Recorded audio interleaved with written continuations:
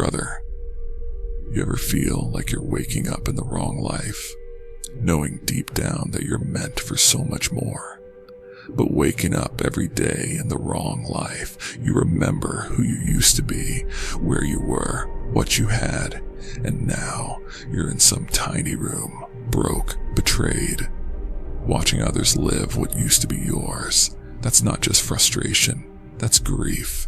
It's grief for the man you buried, the past mistakes you made.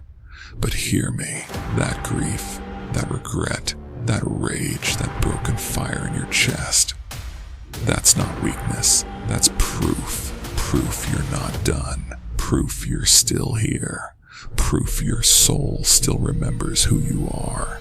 Maybe you're still crawling in the dark, but as long as you're still breathing, and as long as you remember, you're still dangerous. So get up. This is the season where warriors are made in silence.